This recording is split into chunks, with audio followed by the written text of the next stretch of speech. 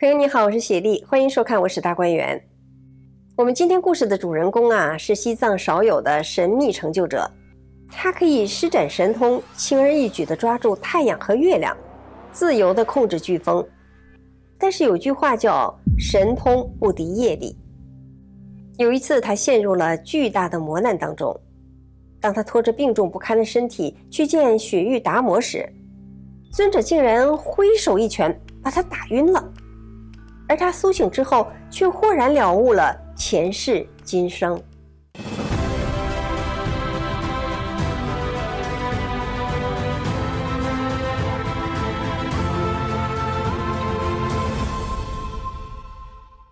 密勒日巴23岁的时候，西藏一户民家诞生了一个女婴，名叫帕柱玛济夏玛。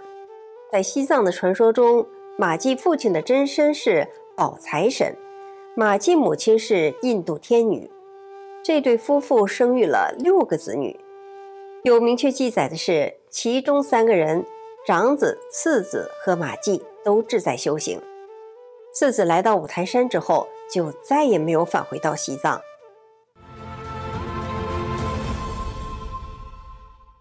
玛济出生的时候，2个肩膀上有万字符纹像，2个耳朵后面有莲螺旋纹，2眉之间还有日月状轮宝相。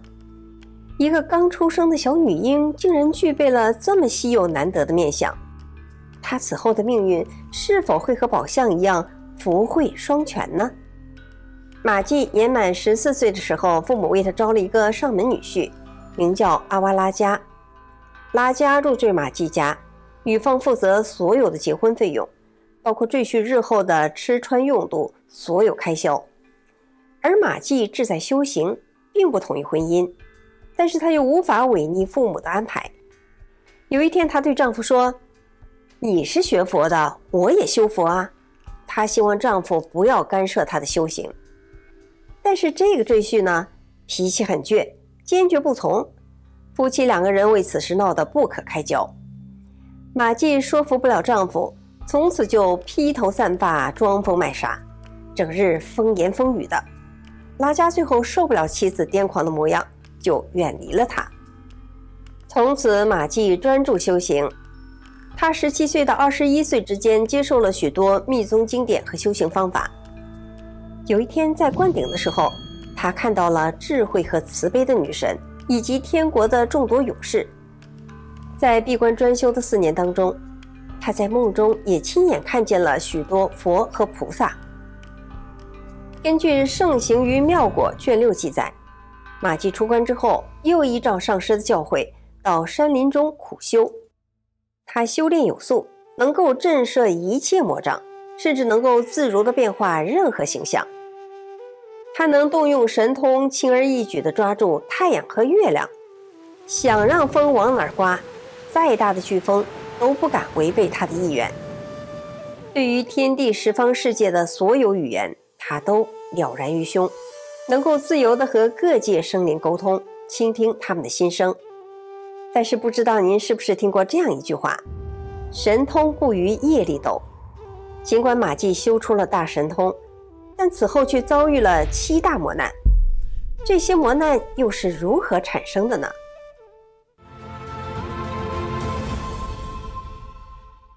在西藏南部的香城盛产一种菩提子，也就是佛珠树，殊胜异常。香城有这样一句古谚，一粒菩提子，一个佛眼珠。西藏是高原地带，土地贫瘠，能够长成的参天大树并不多。据说800多年前，大宝法王格玛巴杜松钦巴到当时荒凉的香城弘法。有一天他当众宣讲的时候，手中捻动的佛珠串突然断落，佛珠洒了一地。寻找佛珠之后，发现其中的2粒怎么也找不到了。因此因缘造化，大宝法王知晓了，这个荒凉的香城日后会成为一方祥瑞之地。那2颗遗落的佛珠竟然落地生根，长成了高大的佛珠树，而它的果实看上去就像一个个的眼睛，很是奇特。西藏很有名的菩提子念珠就是用树上的果实串联而成的。那么这佛珠树的来历与马季的磨难有什么关系呢？马季31岁到33岁之间出现了7种大磨难，深陷磨难中的他，每天都会损失掉菩提子一般大小的功果，身上长满了黄水疮和痘疮。每次做完了供养，凡是他献出的祭品，即使给鸟兽都不吃的。昔日他拥有大神通，可以自如地调动一切大火，而此时此刻，无论他怎么施法，怎么烧火，也不会使火变热，竟然成了怪异的冷火，就连心智都陷入了无止境的贪欲之中。他犹如行尸走肉，整日昏沉不醒。面对这7大磨难，消除魔障的方法他都采用了，但是一点效果也没有。别人用来有效的办法，到了他这里就齐刷刷的集体失效了，起不到任何的作用。这一年，马季拖着病重不堪的身体来到尊者帕当巴的身边，想专一服侍他。在西藏的传说中，这位尊者和禅宗的达摩祖师是同一个人，被后人誉为雪域达摩。尊者只看了他一眼，就闭上眼睛，说道：马季，这3年之间，你竟遭到了7种磨难呐！当时马季很吃惊，尊者一眼就看出了他的磨难。接下来，尊者的话更令马季震惊。可怜的马季，你对上师犯下了过错，还违背了誓言。但马季这时并没有醒悟到自己的过错，反驳道：我并没有对上师犯下过错，也没觉得违背誓言。于是尊者就一项一项地为他剖析原因。你呀，没有得到上师之命，就与别人进行双身法修行。其次，你对上师产生了妒忌心，上师为你灌顶，你却没有功德来供养。还有，你没有经过上师允许，就给不应该的人提供了财物。你许下了誓言却没有兑现，上师的作为你拿来随意使用，你还吃了无信之人的食物。这么总结下来，竟然有7个过错。这个时候，马季才恍然明白。马季明白了自己犯下的过错，但是没有能力化解这些磨难，于是请求尊者：现在用什么办法才会消除这些磨难呢？尊者就告诉了他具体的解决办法。随即尊者问他：你是否还记得以前修建拉萨寺庙的事情呢？但是马季完全想不起来了。尊者叹了一声，然后趁马季不注意的时候，忽然挥手一拳，当即把他打晕了。当马季醒来后，就像打开了智慧一样，对自己的前世了然于胸，知道了自己曾是大唐的文成公主，曾在西藏修建了很多的寺院，运用强悍的风水术数镇服魔女晒尸引发的系列灾难。昔日发生的一切都清清楚楚地浮现在眼前。尊者的这一拳让马季犹如醍醐灌顶，让他想起了很多的往事。为了教化皑皑雪邦，从观音菩萨身上放出的3束光芒照向了中土大唐、西藏和尼泊尔，分别投生为文成公主、松赞干布和尺尊公主。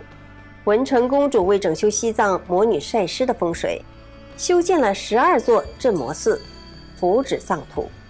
藏王松赞干布去世之后，唐高宗派使者前往吐蕃，接文成公主回大唐。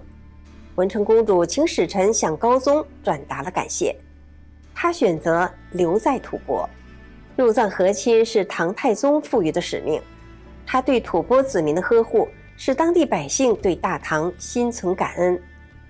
自从松赞干布和尺尊公主去世之后，他想在西藏继续他们未完成的事业，因此便没有返回中土，西藏成了他的第2个故乡。在他的呵护下，西藏文化得以全面升级，从古老的本教信仰文化转变为信仰佛法。他临终前恋恋不舍他的西藏子民，于是死后再次转生到西藏，正是那个为了修行不惜装疯卖傻的女子马季。尊者的这一拳打醒了马季，马季嘴里念叨着：真是奇怪，以前做了那么多事，为什么我自己反而忘了呢？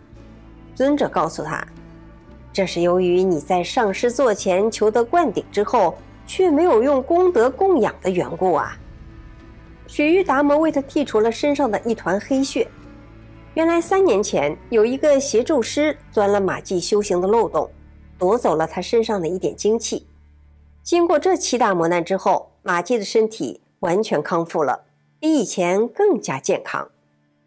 此后，马季去了西藏24域，为了利益众生，他在西藏本土许多最凶险的地带精进修持，继续着文成公主前世镇魔的事业。当马季的心境达到与法界体性如一的境界时，他智慧大开，他广做利益众生的事业，还对当地的百姓实现了许多神迹。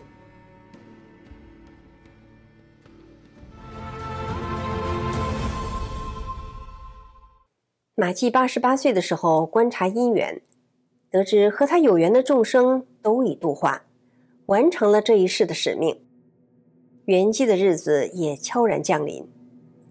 这一天，众人看到天空显现出5色的红光，花朵如雨般从天空中飘落下来，奇异的芳香流溢大地。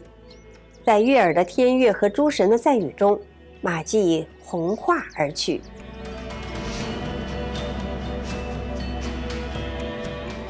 说到红化呀，这是西藏最神秘的一个现象了。在藏传佛教中，根据僧人的修行境界，红化分为不同的层次。一种是对于最高境界的红化者，临终的时候，他的身体会不断的发光，不断的缩小，直至完全红化消失。另外一种是僧人在圆寂之后的几天之内，他的肉身也是在不断的缩小，但是缩小到一定程度就会停止。这个时候的遗骸坚硬如铁，遗骸的大小和僧人的修为有关，修为越高的人，他的遗骸也就越小。也有的会剩下一些头发或者指甲，或者是5颜6色坚硬的透明的舍利子。红化之所以神秘呢，是在没有生命迹象和外力干预的情况下，僧人的肉身自行释放出化骨的超级能量，直接化掉身体的所有组织成分，包括血液、肌肉和骨头，肉身不断的缩小，然后化成一团红光消失，让人完全变成红光。这是现有物理学无法解释的现象。在当今的科学中，唯一可以和红化现象相联系的概念就是物质直接转化成了高能量，而且这种转化是在量子的层面，它有可能直接化掉身体，产生光团。而在这个物质空间，让人体转化成高能量物质直接消失，按理说会释放出巨大的能量，比如火球、冲击波，或者类似原子核爆的蘑菇云等等。但是这些在红化者中都没有出现。那些大成就者的红化现场啊，不仅安详，而且也没有发生任何破坏性的事件。相反的，人们往往还会观察到祥云、彩虹、红光等等祥瑞的景象。喇嘛的修行境界越高，肉身红化的越彻底，一点遗骨也不会留下。马季圆寂的那一天，他的身体全部红化，当众消失，一点遗骨也没有留下，因此被藏民视为修行的大成就者。观众朋友，如果您有什么感想，请在节目下方留言。感谢您观看《文史大观园》，我是雪莉，我们下次节目再见。